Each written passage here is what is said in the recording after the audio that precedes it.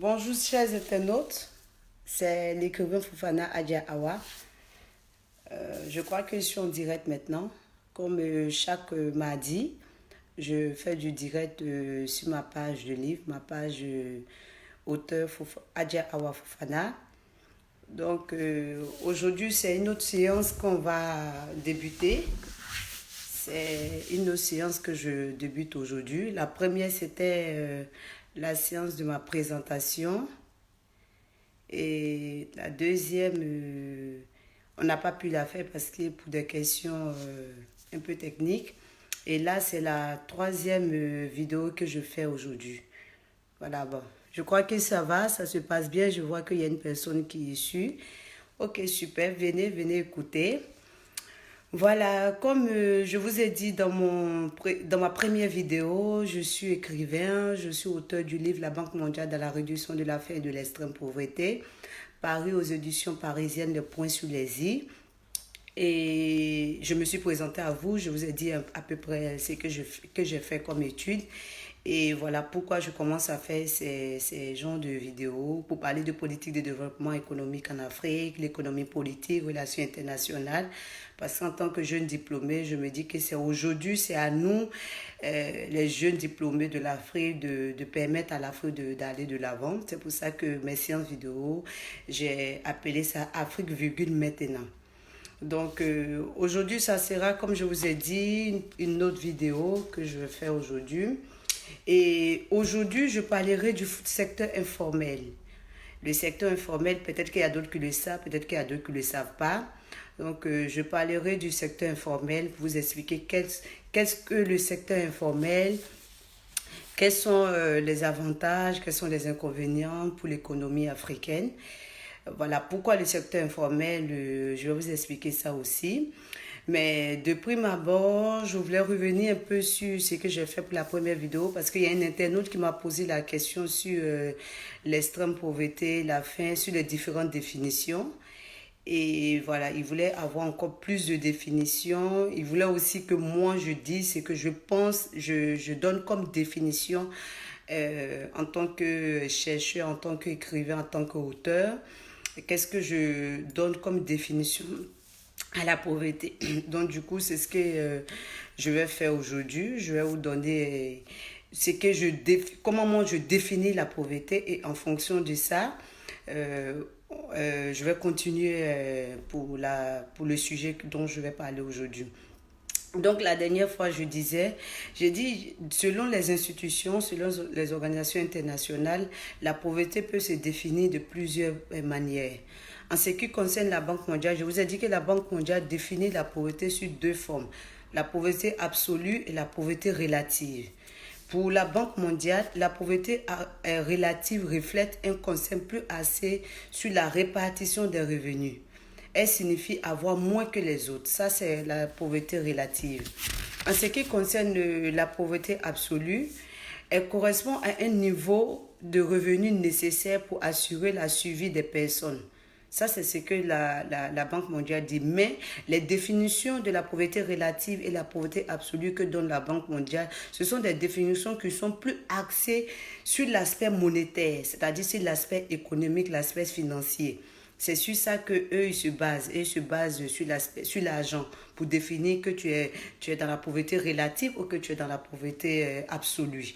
En ce qui concerne le PNUD, je vous ai dit la fois dernière que par rapport à la Banque mondiale, le PNUD est à trois manières, à trois façons, trois types de pauvreté à définir. D'abord, il y a la pauvreté extrême, il y a la pauvreté générale et la pauvreté humaine. Ça, ce sont les trois conditions, les trois types de pauvreté que donne le PNUD. Le programme des Nations Unies pour le développement, c'est sur trois types de pauvreté qui sont. Pour l'extrême pauvreté, selon le PNUD, une personne vit dans l'extrême pauvreté si elle ne dispose pas de revenus nécessaires pour satisfaire ses besoins alimentaires essentiels. Dans ce cas, tu es dans une pauvreté extrême. En ce qui concerne la pauvreté générale, le PNUD dit une personne est dans une pauvreté générale lorsqu'elle ne dispose pas de revenus suffisants pour satisfaire les besoins essentiels non alimentaires, tels que l'habillement, l'énergie, le logement.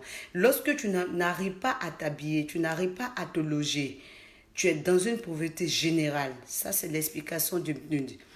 Le PNUD ajoute un troisième type qui est la pauvreté humaine. La pauvreté humaine, selon le PNUD, c'est l'absence totale de capacité de base, c'est-à-dire l'analphabétisme, la malnutrition et une longévité réduite, une mauvaise santé maternelle. Ça, c'est les trois types de pauvreté définis par le PNUD. La première vidéo, j'en avais parlé, mais comme l'internaute a dit de revenir dessus, donc je suis revenue dessus. Maintenant, comme il m'a demandé, Mademoiselle Fofana, est-ce que vous pouvez vous-même donner votre définition de la pauvreté? C'est ce que je vais faire aujourd'hui. C'est pour ça que je reviens sur ces questions. Pour moi, en tant qu'écrivain, en tant que chercheur, pour moi, la pauvreté n'est plus qu'un manque d'argent. La pauvreté, c'est plus qu'un manque d'argent, mais c'est une privation prolongée du bien-être des individus, des familles et des communautés. Pour moi, c'est ça la pauvreté, au fait. C'est plus que l'argent. La pauvreté signifie ne pas avoir de nourriture en quantité et en qualité suffisante. C'est-à-dire que tu n'as pas de nourriture en quantité et en qualité. En qualité, tu l'as pas suffisamment, tu l'as insuffisamment. Tu as un manque d'accès, tu as un accès limité ou inexistant à la liberté, à la représentation. Pour moi, c'est ça la pauvreté. La pauvreté ne se limite pas que au fait qu'on n'a pas d'argent. La pauvreté va au-delà de ça. C'est-à-dire le fait même que tu es privé d'un bien-être, tu es privé d'un bien-être. Ça, c'est tout ça, c'est une forme de pauvreté aussi. Tu ne peux pas t'exprimer, tu ne peux pas avoir une représentation. Pour moi, ça, c'est la pauvreté. Donc, la pauvreté n'est pas que monétaire pour moi, mais la pauvreté, c'est plus large que ça. C'est une privation totale de l'être humain dans son accomplissement humain, dans son accomplissement intellectuel et dans son accomplissement de tous les jours, ce qu'il peut faire tous les jours et qu'il ne peut pas le faire. Pourquoi? Parce qu'il n'a pas d'argent. C'est comme ça que moi je définis la pauvreté. En tout cas, merci pour l'internaute qui a voulu que je donne plus d'informations sur la pauvreté et qui a voulu aussi que je définisse la pauvreté comme moi je la conçois, comme je la vois. Et je vais vous dire aussi que en ce moment, la Banque mondiale selon les données de la Banque mondiale, nous avons 413 millions de personnes qui vivent avec moins de $1 par jour. Ça, ce sont les données de la Banque mondiale.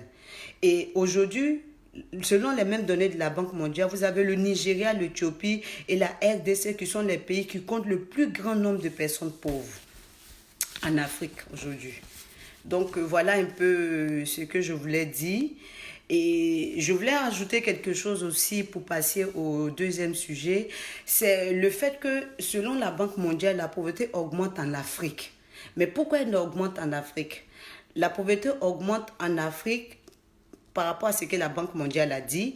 Ils disent que la pauvreté augmente en Afrique, c'est dû au fait qu'il y a une démographie, c'est-à-dire il y a nombre il y a beaucoup d'enfants.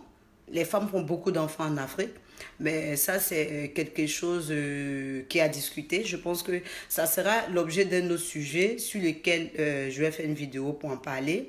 Parce que pour moi, le fait d'avoir des enfants, nous sommes des Africains. Chez nous, les Africains, le fait d'avoir des enfants, c'est plutôt bien. Parce que c'est beaucoup de bras valides. C'est une autre forme de richesse.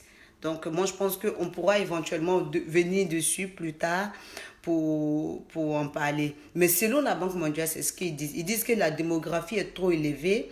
Et il y a aussi les conflits. Le fait que chaque fois, il y a des conflits en Afrique. Et il y a aussi la fragilité des situations politiques. Donc ça, ce sont les éléments donnés par la Banque mondiale qui fait qu'il y a la pauvreté continue d'augmenter en Afrique. Donc voilà, c'est sur ça que je vais m'arrêter. Mais je vais donner je vais donner une dernière explication à ça pour dire que en ce qui concerne toujours la pauvreté, pour mettre fin à la pauvreté d'ici 2030, selon les Nations Unies, il faut que nous ayons beaucoup plus d'investissement, en particulier dans la formation du capital humain, dans l'éducation. Et je vous dis que l'éducation sera mon troisième sujet sur lequel je vais faire la prochaine vidéo. Ça sera le troisième sujet. Parce que le capital humain est très important. Et c'est ce qu'a dit M. Yong, il s'appelle Jim Young Kim, qui est le directeur actuel de la Banque mondiale, qui dit qu'il faut qu'on ait beaucoup plus d'investissement, en particulier dans la formation du capital humain. Donc, il est en train de dire dans la formation des jeunes. Voilà, des jeunes pour bien les former. Mais ça, c'est sur ça sera plutôt sur un autre sujet sur lequel je vais intervenir, qui sera l'éducation. Donc, je pense qu'en ce qui concerne l'extrême pauvreté, la faim, la pauvreté, j'ai répondu à l'internaute qui voulait que je redonne les définitions et que je lui donne encore une définition que moi, en tant que chercheur, en tant qu'écrivain, en tant qu'auteur, je donne de la pauvreté.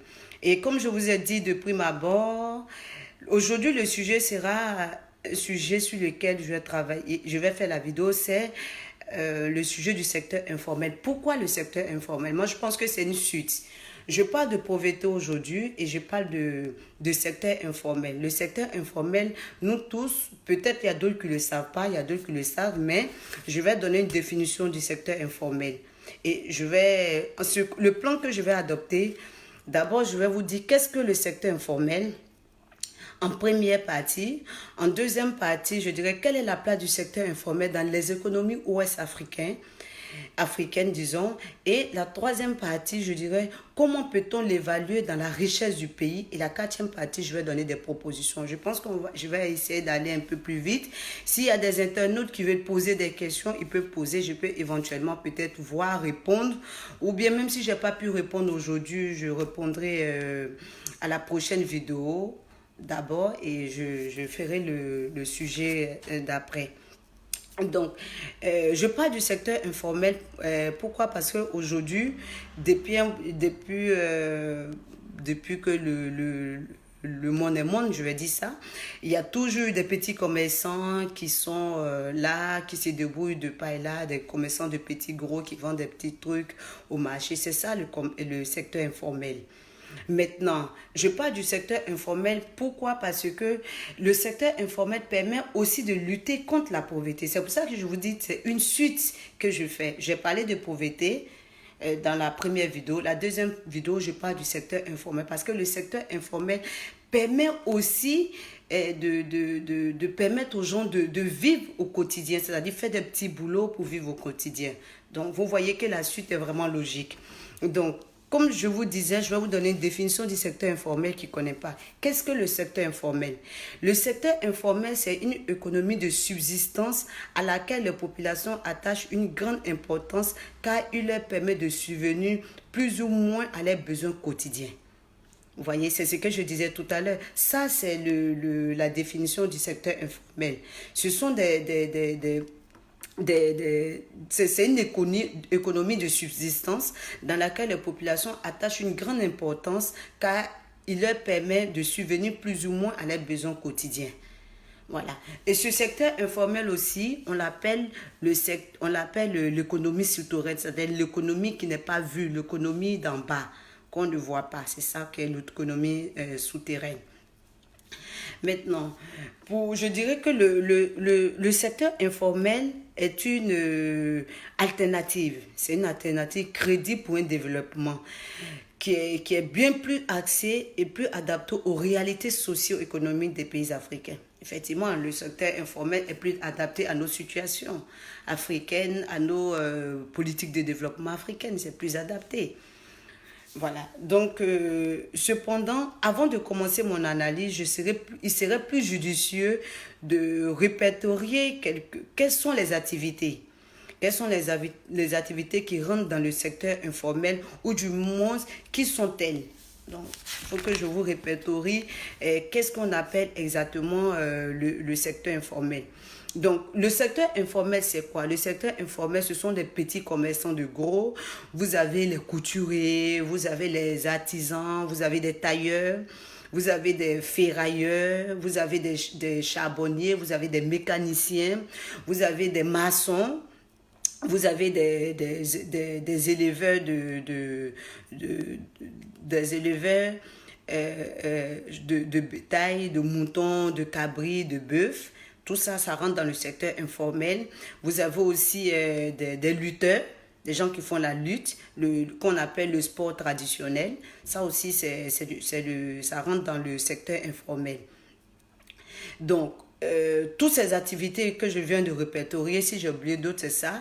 Mais toutes ces petites activités-là, aujourd'hui, que les gens font en Afrique, vendent au marché des petites tomates, des gombos, du poisson, du poulet, des aubergines, tout ceci rentre dans le secteur informel. Voilà, c'est le secteur informel, comme je vous dis, c'est l'économie souterraine. Souterraine, c'est ce qu'on ne voit pas. Donc, tout ça, ça rentre dans le secteur informel. Donc, voici la définition du secteur informel, comme je vous ai dit tantôt, et voici ceux qui rentrent dans ce domaine du secteur informel-là. Il faut dire aussi que le secteur informel concerne 40% du produit intérieur brut en Afrique, le PIB. Donc, c'est-à-dire que c'est un secteur qui n'est pas négligeable. Même sur le fait qu'on ne la voit pas trop dans l'économie, elle n'est quand même pas négligeable dans la mesure où il y a 40%, elle concerne 40% du produit intérieur brut en Afrique. Donc, par exemple, si je prends l'exemple d'un pays comme le Bénin à lui seul représente, le secteur informel là-bas, représente 65% du PIB pour le Bénin seul. C'est-à-dire qu'il y a beaucoup plus de personnes dans le secteur informel que dans le secteur formel.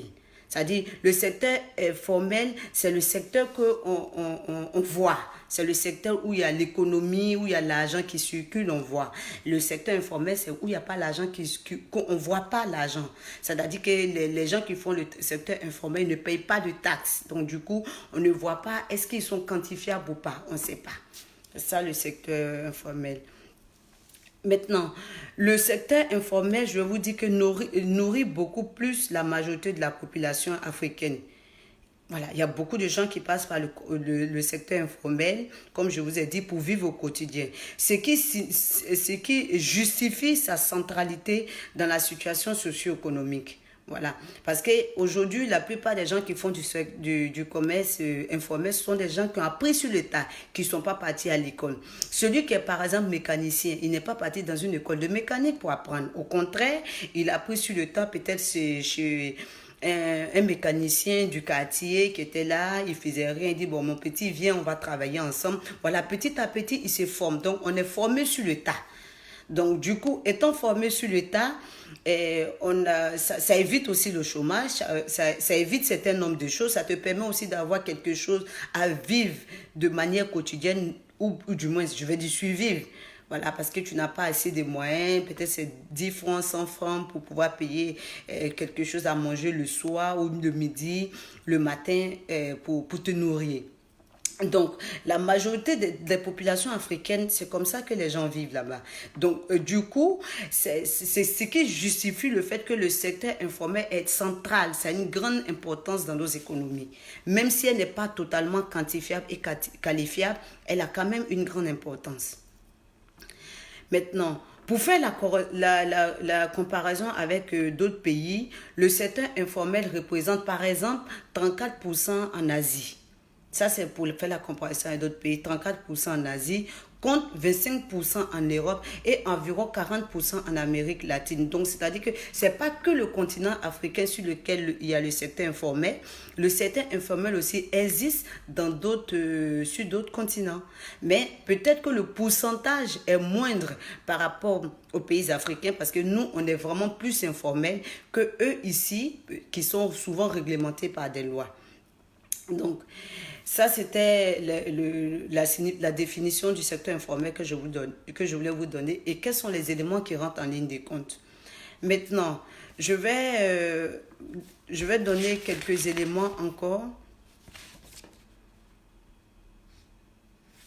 Voilà, je vais donner quelques éléments encore en ce qui concerne En ce qui concerne le secteur informel, comme je vous dis, j'ai un plan. Je vais parler maintenant de la place du secteur informel dans l'économie ouest africaine.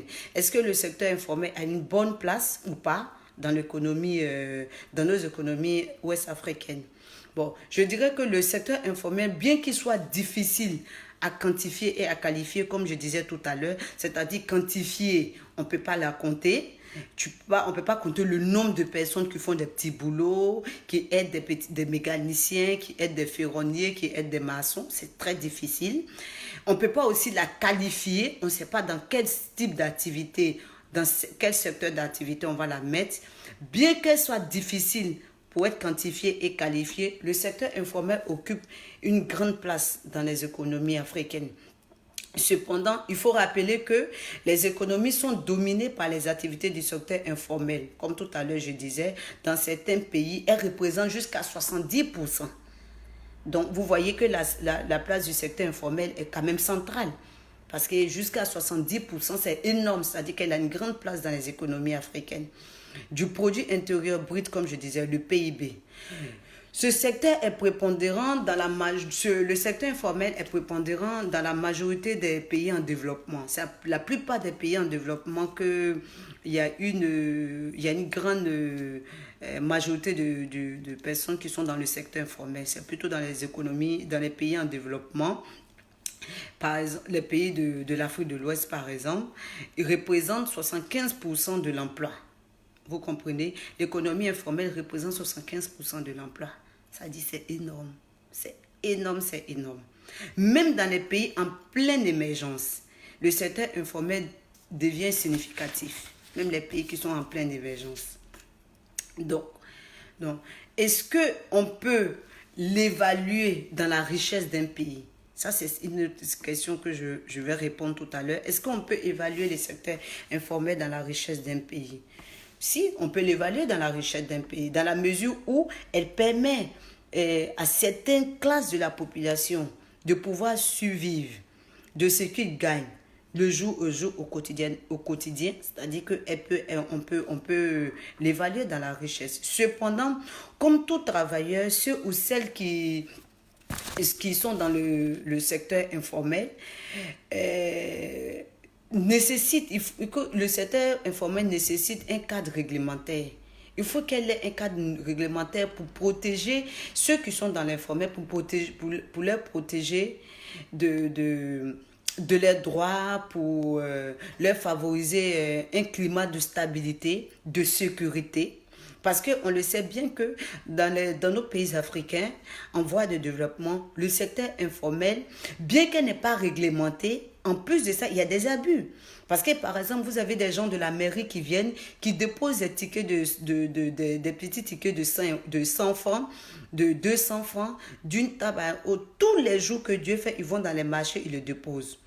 Le petit commerçant ou la petite dame qui vend ses tomates sur la route, elle n'a même pas de place à l'intérieur du marché. Elle est sur la route. Elle vend ses gombos, elle vend ses tomates, elle vend ses aubergines.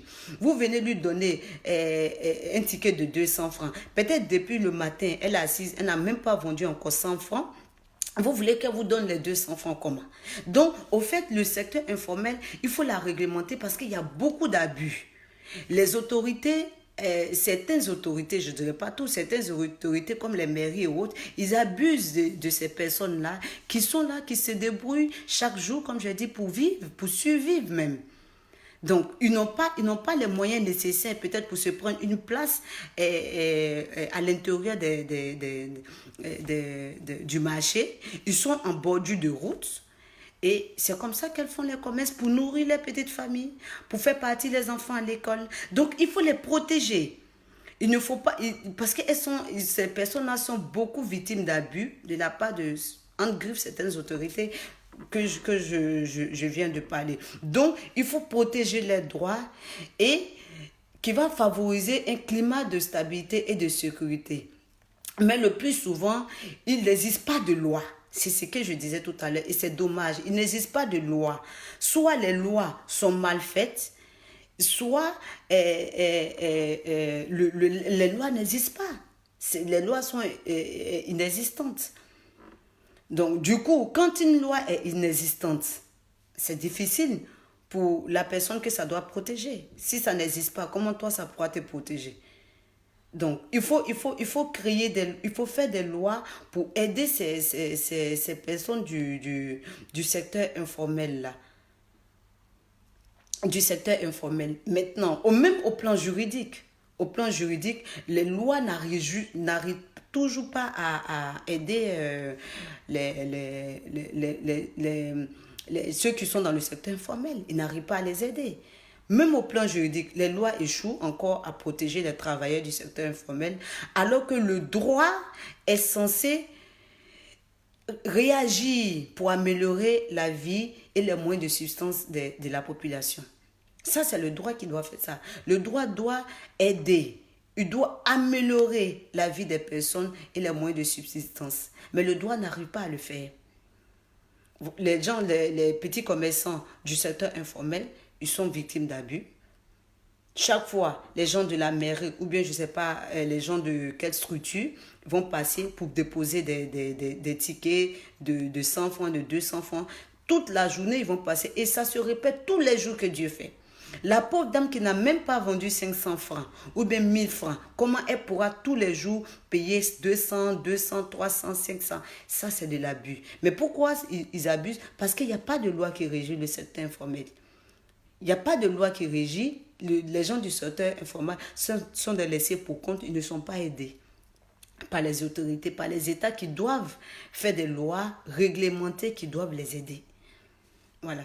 Maintenant, ce que je pourrais dire, selon la représentation, selon les représentants de la loi, c'est eux qui le disent, le secteur informel c'est considéré comme une activité qui passe par les maillons de l'économie dite réelle. Maintenant, c'est normal que ça passe par les maillons de l'économie dite réelle, dans la mesure où vous n'avez pas fait de loi pour protéger ces personnes-là. Il n'y a pas de loi. Donc, tant qu'il n'y a pas de loi pour les protéger, ils ne peuvent pas passer dans l'économie dite réelle. Ils ne peuvent pas payer de taxes. Déjà, ce sont des gens qui vivent le jour. Ils n'ont pas assez de moyens. Donc, du coup, ça devient plus compliqué. Donc, il faut comprendre cet aspect-là aussi.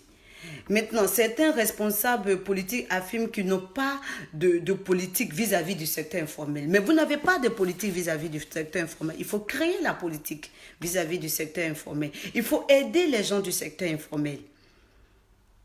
Voilà, donc on ne dira pas que oui, on n'a pas de politique vis-à-vis du secteur informel. Il faut créer la politique. Il faut aider les gens qui sont dans le secteur informel parce que, comme je vous ai dit, le secteur informel a une place centrale dans les économies. Elle permet, aux personnes qui sont au chômage d'avoir un petit pain chaque jour que Dieu fait. Donc, elle a quand même une place centrale. Donc, il faut faire des lois pour la réglementer. Il faut aider ces personnes qui sont dans le secteur informel. Donc, c'est ce que les autorités disent. Ah, on n'a pas de politique vis-à-vis du secteur informel, faute de connaissances précises de ces acteurs, car c'est un marché sans comptabilité écrite et formelle. C'est ce qu'ils disent. On ne sait pas qui la pratique, on ne sait pas qui la pratique pas. Il n'y a pas de comptabilité écrite, il n'y a pas de comptabilité formelle. Mais ces comptabilités écrites et formelles, on peut les créer. Certes, c'est difficile, mais elles peuvent se faire. Il faut aider ces personnes-là. Parce que ces personnes sont trop victimes d'abus. Alors que c'est une économie qui aide beaucoup de pays, qui aide beaucoup de personnes dans des situations difficiles en Afrique, dans nos pays africains. Ça les aide beaucoup. Ces petits commerçants-là arrivent à vivre. Ils n'attendent pas les aides de l'État. De toutes les manières, en Afrique, il n'y a pas d'aide d'État. Ce n'est pas comme en Europe. Donc, du coup, ce sont ces personnes-là. Moi, je pense on doit même les saluer, on doit saluer leur courage. Dans la mesure où on salue leur courage aussi, il faut les aider à valoriser plus le domaine dans lequel ils sont. Donc, la troisième question que je me pose aujourd'hui, que peut-on faire pour la rendre formelle, le secteur informel? Que peut-on faire pour la rendre formelle? Ok, bonjour Alain, merci de me suivre. Voilà. Et que peut-on faire pour la rendre formelle? Voilà. Longtemps considéré comme une fatalité, parce qu'avant, l'économie informelle était considérée comme une fatalité. L'économie informelle était considérée comme une fatalité pour l'économie africaine. On trouvait que l'économie informelle plombe les économies africaines. Ça fait que l'économie africaine est très bas. C'est ce qui a été dit avant.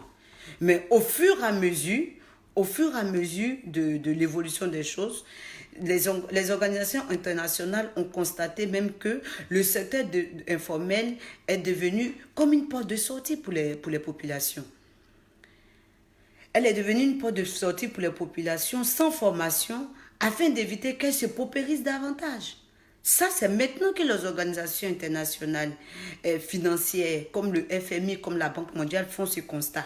Avant, ils disaient que ah non, l'économie informelle n'est pas bien parce que voilà, elle plombe les économies africaines, elles ne sont pas quantifiables, elles ne sont pas qualifiables, elles passent par les moyens de l'économie réelle parce qu'elles ne payent pas de taxes, parce qu'elles ne payent pas de ça. Mais aujourd'hui, ils se disent que ah ouais, c'est vrai qu'elle est comme ça. Mais on voit que ça permet à la population de ne pas se paupériser, de ne pas se rendre encore plus pauvre. Voilà, parce qu'il y a des petits commerçants de détail qui vendent des aubergines, qui vendent des habits, qui font la friperie, tout et tout, voilà, qui arrivent à s'en sortir un peu, parce que les gens arrivent à s'en sortir aussi. Tu peux voir une dame avant qui était sur la route, qui vendait 2 petites tomates, aujourd'hui qui a un magasin de produits vivriers. Donc, du coup, ils ont vu que les gens commencent à s'en sortir. Donc, du coup, ce n'est plus une fatalité. Aujourd'hui, on s'est dit que c'est plutôt une porte de sortie pour les gens, c'est plutôt un avantage pour les gens.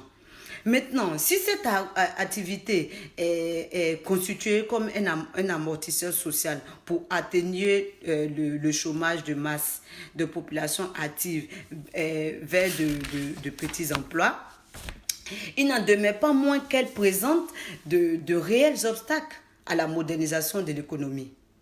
Elle présente de réels obstacles. Donc, du coup, qu'est-ce qu'on peut faire? Qu'est-ce qu'on peut faire pour la réglementer? D'abord, par le fait que ce sont des activités qui sont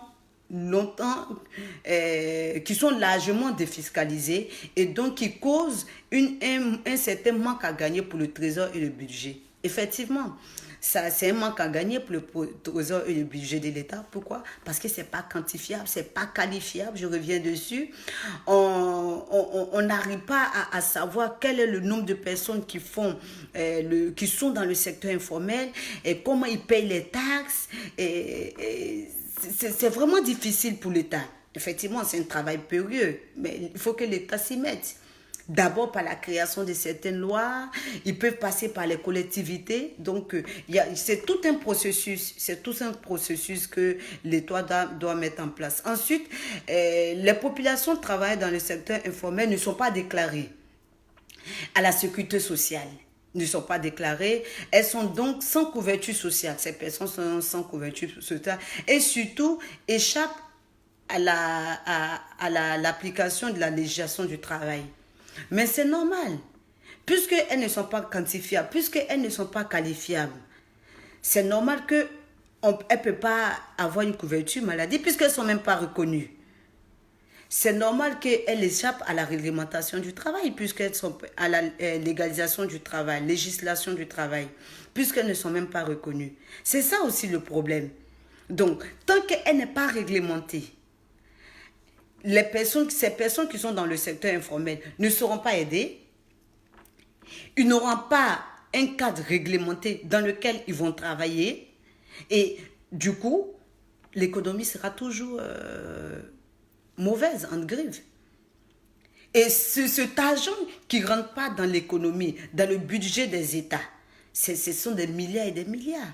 Ce qui peut nous permettre, par exemple, de construire des écoles, de construire des centres de santé, de construire des hôpitaux, d'avoir un cadre minimum de vie, je ne dirais pas maximum, mais un cadre minimum de vie pour les populations. Donc, qu'est-ce qui doit faire ça? C'est l'État. Mais l'État aujourd'hui se gratte la tête. L'État s'est dit que bon, nous, on ne sait pas... Ils ne veulent pas se fatiguer à peut-être réfléchir pour créer des cadres pour le secteur informel, des cadres réglementés, peut-être, je n'en sais rien. Mais tant que vous ne le ferez pas, l'économie sera toujours... ça sera toujours un problème pour vous de quantifier, de qualifier l'économie informelle. Même en sachant qu'elle a une place centrale. Donc, elle aura toujours sa place centrale, mais sans des réglementations. Et du coup, les personnes qui sont dans l'économie informelle, ce sont des personnes qui ne seront pas aidées, qui n'auront pas de sécurité sociale, ce sont des personnes qui auront toujours des abus de certaines autorités. Donc, il faut réfléchir à ça dans la mesure où elle a une place centrale. Donc, pour mes propositions, qu'est-ce que je propose? Moi, en tant qu'écrivain, en tant qu'auteur, en tant que chercheur, je pense qu'on peut le faire. On peut le faire, on peut réglementer ce secteur, même si elle est difficile, on peut quand même le réglementer. Moi, les propositions que je donne sont les suivantes. Formaliser l'économie informelle, c'est-à-dire étendre la connaissance, la visibilité, les opportunités économiques, la protection sociale et la vigilance, requises pour ces travailleurs et ces travailleuses de l'économie informelle. En résumé, c'est quoi? Il faut concrétiser le travail. Il faut concrétiser le travail et l'État doit permettre la bancarisation de ces petites mains-là. Apporter des avantages bancaires. Parce que le problème, c'est quoi? En Afrique, on a un problème. La plupart des Africains ne sont pas bancarisés. Bancarisés veut dire quoi? Qu'ils n'ont pas de compte bancaire. Les gens, la population encore à l'époque où on mettait de l'argent dans le grenier, où on gardait de l'argent à la maison. Donc, la majorité des populations ne sont pas bancarisées. Donc, quand une population n'est pas bancarisée, c'est normal qu'on ne sache pas aussi quel est l'argent qui rentre, quel est l'argent qui sort. Donc, du coup, la majorité des personnes qui sont dans le secteur informel, ce sont des personnes qui ne sont pas bancarisées. Donc, si elles ne sont pas bancarisées, comment elles peuvent aller prendre du crédit à la banque pour soit améliorer leurs conditions de vie dans le commerce ou améliorer leur commerce? Parce qu'il faut souvent de l'argent, une certaine somme pour pouvoir peut-être se construire une grande place ou bien payer une place à la mairie pour vendre ses produits. Mais quand tu n'as pas l'argent, comment tu pourras le faire? Tu ne pourras pas le faire. Alors que ceux qui donnent l'argent aujourd'hui, c'est quoi? Ce sont les banques. Donc, moi, je pense que l'État doit permettre à ces petites mains-là d'avoir chose. Pourquoi pas même créer même une banque, c'est-à-dire faire une banque spéciale pour ce petit secteur d'activité, pas petit secteur d'activité, pour ce secteur d'activité, pour permettre aux populations qui la pratiquent de se bancariser, qui peuvent leur porter des avantages bancaires, les permettre aussi d'avoir de l'argent, d'avoir des subventions, pourquoi pas, d'avoir aussi des crédits de certaines banques pour financer les activités. Moi, je pense qu'il y a une banque qui l'a très bien reçue, c'est la banque Cofina, qui est représentée, je crois, par son PDG, qui est monsieur Jean-Luc Conan, ouais, c'est ça, Jean-Luc Conan, qui est basé, je crois, au Sénégal et en Côte d'Ivoire, qui fait de bonnes choses aujourd'hui pour les populations, pour les femmes du secteur informel, les PME, les petites et moyennes entreprises, les petites et moyennes industries. Je pense que ce type de société-là, ce type de banque en griffe doit être, ça doit pas être une seule banque qui le fait, mais il faut qu'elle se multiplie pour aider. C'est-à-dire que même si certaines personnes ne rentrent pas dans certaines réglementations, par exemple, voilà, Cofina ne peut pas les financer, mais il doit y avoir une autre banque qui peut financer ces personnes-là. Juste déposer une carte d'identité, essayer de créer un compte pour eux, les aider, les apporter certaines choses. Parce que le fait que l'économie informelle a une place centrale dans les économies africaines, dans ce cas, il faut la réglementer. En la réglementant, elle peut nous apporter encore plus. Donc, comme je disais, ces réglementations-là vont permettre d'asseoir un travail de professionnel. Si bien entendu, Ça permettra de qualifier et de quantifier. Ça va apporter, ça sera un apport substantiel à l'économie nationale, régionale et même pourquoi pas continentale. Donc, il faut que ces économies, ce secteur-là soit un secteur qui doit être professionnalisé. Il faut que ça soit professionnalisé par les États. Tant que le secteur n'est pas professionnalisé par l'État, comme l'État même le dit, ils vont toujours passer par les filets de l'économie dite réelle. Donc, ils ne paieront pas de taxes. Même s'ils paient des taxes, ce sont des taxes qui sont données par les agents de la mairie à ces personnes-là. Donc, du coup, c'est-à-dire que l'argent réel, on ne le voit pas. Et je vais vous dire le mot qui fâche, la corruption. Ça, c'est une corruption qui dépasse son nom. Parce que est-ce que c'est sûr que les agents qui vont déposer ces tickets de 100 francs, 200 francs vont reverser effectivement tout ce qu'ils gagnent? Parce que c'est des millions de personnes qui sont dans le secteur informel. Donc, si vous ne voulez pas que ce secteur informel passe dans les maillons de l'économie réelle, comme vous le dites, moi, je pense qu'il faut la réglementer. Il faut protéger ces personnes du secteur informel. Il faut les protéger. Il faut les protéger. Il faut qu'ils aient une couverture maladie. Il faut qu'ils soient inscrits à la CNPS. Et comme je dis, si possible, même créer une banque spéciale pour ces gens de personnes qui pratiquent cette activité, pour les aider à être bancarisés, pour les aider à avoir des subventions, pour les aider à professionnaliser leur emploi, puisqu'aujourd'hui, elle a une place centrale dans nos économies. Donc, le manque à gagner qu'elle a. Moi, je pense qu'arrivé un moment, le fait elle a accompli tout ça, ça ne sera plus un manque à gagner. Au contraire, ça sera quelque chose de gagné dans nos économies. Ça va payer des taxes, et voilà, ça va payer plein de choses. Donc, aujourd'hui, la santé qui est à 0 point dans nos pays africains, on aura plus d'hôpitaux, on aura plus de centres de santé, on aura plus d'éducation, parce qu'une société non éduquée, une société qui n'est pas en bonne santé, moi je pense que c'est une société qui ne fait pas partie de la mondialisation. Aujourd'hui, on est au XXIe siècle, on est dans l'ère de la mondialisation. Il y a des trucs minimum quand même, il faut avoir. Et c'est ce que je vous ai dit de prime abord. Le troisième sujet que je vais parler la semaine prochaine, ça sera l'éducation. Et ça encore, je vais revenir dessus. Donc, il faut la restructurer en profondeur, l'économie informelle. Il faut la restructurer en profondeur. Je n'en disconviens pas que c'est un travail difficile. Mais il faut la restructurer, il faut la faire. Il faut que les États, nos États se disent aujourd'hui, ah, c'est un secteur qui est en plein essor, c'est un secteur qui apporte beaucoup, c'est un secteur qui empêche, en griffe, le chômage, parce qu'il y a certaines personnes, voilà, qui s'occupent à faire ça. Donc, il faut les aider, il faut la réglementer, il faut faire de telle sorte qu'elle ne passe plus dans les maillons de l'économie dite informelle, mais il faut qu'elle plus dans les maillons de l'économie formelle. Il faut qu'elle soit quantifiée, il faut qu'elle soit qualifiable, il faut qu'elle paye les impôts, il faut qu'elle paye les taxes pour aider la population aussi à avoir un cadre de vie meilleur. Donc, tant que tout ça ne sera fait, le secteur informel va rester là. Oui, c'est un secteur informel, certes, mais sans réglementation, je pense que on va toujours perdre des milliards. L'État va toujours perdre des milliards.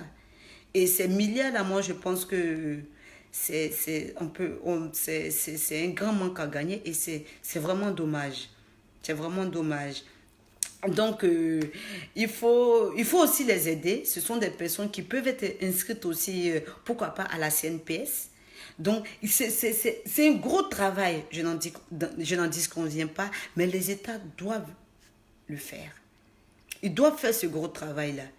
Parce que du moment où cette économie-là, ce secteur informel-là, a une place centrale dans nos États africains, dans nos économies ouest-africaines, donc du coup, il faut la réglementer. Il faut aider ces personnes-là, comme je disais, parce que ces personnes sont beaucoup victimes d'abus. Sont beaucoup victimes d'abus. Donc, il faut les aider. C'est pour ça que je me pose la question de savoir, est-ce que les États sont prêts à investir dans le secteur informel pour la rendre formelle? Ça, c'est sur ça que je vais m'arrêter. Est-ce qu'ils sont vraiment prêts à la rendre formelle? Est-ce qu'ils sont vraiment prêts à investir? Est-ce que le fait même que l'économie, c'est une économie informelle qui quand même a une place centrale, est-ce que d'une part, ça ne les arrange pas? Mais oui, peut-être que ça peut vous arranger, mais les pauvres populations qui les pratiquent, ça ne les arrange pas. Ils sont beaucoup victimes d'abus. Il y a beaucoup de personnes qui viennent déposer des tickets, qui viennent les embêter. En plus encore, ils n'ont pas de couverture maladie. C'est vraiment c'est très difficile. Il faut aider ces personnes-là. Parce que le fait que ces personnes-là arrivent à vivre de ces petits métiers, de ces petits emplois, et comme je l'ai dit tantôt, c'est une porte de sortie aussi. Donc, étant une porte de sortie pour l'État, étant le fait que l'État n'est pas le seul employeur, ça, ce secteur aussi, c'est un secteur employeur parce qu'il y a des gens qui pratiquent ces activités. Donc, il faut les aider dans les activités. Il faut les aider à les rendre formelles. Il faut les aider à réglementer les situations. Il faut les aider à avoir une situation encore plus stable. Ou du moins stable, parce qu'ils sont dans des situations de précarité. Ils vivent le jour et le jour de ce qu'ils gagnent. Voilà, donc aujourd'hui, voilà le sujet sur lequel je voulais intervenir, qui est le secteur informel. C'est un secteur qui me tient beaucoup à cœur. Pourquoi? Parce que j'ai des parents, j'ai des amis, j'ai des tantes, j'ai des frères qui sont dans ce secteur-là. Et c'est difficile, comme je dis. Ouais, certes, ils arrivent à vivre. Ils arrivent à manger, ils arrivent à survivre le jour, mais ils n'ont pas de... Ils sont dans une situation de précarité. Ils sont dans une situation de précarité. Ils ne savent pas demain qu'est-ce qui va devenir. Et aussi, comme j'ai oublié de le dire, c'est un secteur où il y a beaucoup de marchandage aussi. C'est un secteur aussi où la plupart du temps, les gens font des tontines pour pouvoir agrandir le commerce. Ils font des tontines entre eux. Pourquoi ils le font? Parce qu'ils n'ont pas d'aide de l'État. Ils n'ont pas de subvention, ils ne sont pas bancarisés. Donc, qu'est-ce qu'ils font? Ils font des tontines, ils mettent de l'argent et le jour que toi tu vas agrandir ton magasin ou bien voilà, tu agrandis ton commerce. Donc, toutes ces situations-là, moi je pense que, étant le fait que c'est central, je reviens dessus, c'est central, parce que plus de 70% des personnes africaines sont dans le secteur informel. Et le secteur informel est d'autant plus intéressant parce qu'elle permet d'éviter le chômage. C'est une porte de sortie aussi pour la population. Mais cette population-là doit être protégée. Cette population doit être... ce secteur doit être réglementé par des lois, par des lois qui les protègent, par des réglementations vigoureuses pour que ces personnes qui la pratiquent là soient dans des conditions bien. Il faut la professionnaliser en tout. Il faut la professionnaliser. Il faut professionnaliser ces commerces. Parce que c'est un commerce c'est un secteur qui apporte beaucoup d'argent, qui apporte énormément d'argent. Et comme vous le dites, tant qu'elle ne sera pas réglementée, tant que ces personnes ne seront pas aidées, je pense que cette économie-là, dite formelle, passera toujours par les maillons de l'économie formelle. L'État ne verra jamais l'économie là-bas, l'argent qui sort de là-bas. Vous dites qu'elle est difficilement quantifiable, elle est difficilement qualifiable, mais il faut la quantifier, il faut la qualifier. Pour que cet argent-là aide, l'État aide la population à vivre dans des situations un peu confortables. Les femmes qui la pratiquent, les hommes qui la pratiquent, ils ont des familles, ils ont des personnes à aider. Il faut les aider aussi pour qu'ils puissent aider ces personnes-là. Voilà, donc aujourd'hui c'est ma vidéo sur le secteur informel. Ceux qui m'ont suivi, je vous remercie. Et ceux qui vont la partager aussi, je vous remercie. Il faut la partager, il faut la publier. Et le mardi prochain, je serai encore là pour parler de cette fois de l'éducation que je vous ai déjà annoncé ici. On va parler d'éducation cette fois. Et vous allez voir comment l'éducation aussi a une place centrale pour nos pays africains. Voilà. Donc, je vais vous dire merci. Je vais vous laisser. Là, aujourd'hui, je ne vais pas aller plus que... voilà, je pense que j'ai fait plus de 30 minutes, je pense. Donc, je vais vous laisser partager, je vais vous laisser la regarder, ceux qui m'ont pris en cours, qui n'ont pas vu le début, je vais la laisser la regarder. Aujourd'hui, c'était bien, j'ai pas mis la vidéo en l'envers, j'ai plutôt bien placé ma vidéo, donc je pense que tout le monde me verra bien. Et puis, les explications, ceux qui veulent avoir encore plus d'explications, ils peuvent me poser des questions en inbox. Et la prochaine fois, pour la prochaine vidéo, comme je l'ai fait aujourd'hui, tantôt, je vais répondre à ces questions et je vais parler de ma prochaine vidéo. Ne vous en faites pas aussi, j'ai l'intention aussi d'inviter certaines personnes qui vont venir aussi parler de tel ou tel sujet. Mais à chaque fois, je mettrai sur ma page le sujet que je vais aborder. Là, je vous ai déjà dit, la prochaine vidéo, ça sera sur l'éducation en Afrique. Ok, ben, je vous remercie, je vous souhaite à tous et à toutes un bon après-midi, une belle journée et je vous dis à mardi prochain. Ciao, au revoir.